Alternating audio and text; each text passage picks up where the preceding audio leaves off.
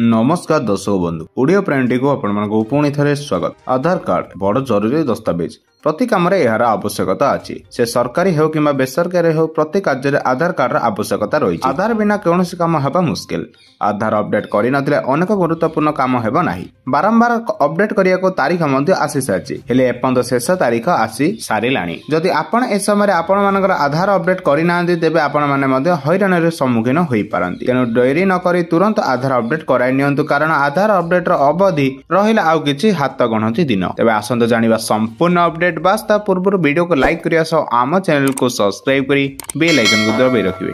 आधार card को नहीं यूपीडीआई बड़ सूचना आसी एबे सुधा जो मैंने आधार कार्ड अपडेट करना से एबे ही कराई नियंतु। जदि यही समय अपडेट न करते तेबे टंका खर्च करिया को पड़ी पारे आपण मानकु।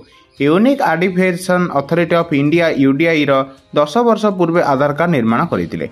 परे साधारण लोक अनेक अभियोग करिया फ्री रे पुणी थे केतेक आधार कार्ड अपडेट करने व्यवस्था थे नुहे कि दिथर नुहे बर बारंबार आधार अपडेट डेडलाइन बढ़ा जाउतिला। पूर्व डिसेंबर 2024 सुधा आधार अपडेट कर डेडलाइन रखा जाइतिला। यापर पुणी जून 2025 पर्यंत अपडेट डेडलाइन बढ़ा जाए। तेणु पुणी थे डेडलाइन बढ़िया आशा करने मूर्खामी हम बोली सरकार पक्षर सूचना दि जाए। तेबे ए तन्मंदरे आहा भितर ही आधार कार्ड को अपडेट करने परामर्श देइचंती केंद्र सरकार। जदि आपण माने वर्तमान समय आधार कार्ड अपडेट न करते तेबे परवर्ती समय आपण पैसा दे आधार कार्ड अपडेट करिया पड़िबो। तेबे एहा थिला आधार कार्ड अपडेट संबंधी नुआ खबर को नहीं लेटेस्ट अपडेट। तेबे एही खबर प्रथमे जाने पे आम चैनल संगे जोड़ी होई रुहंतु।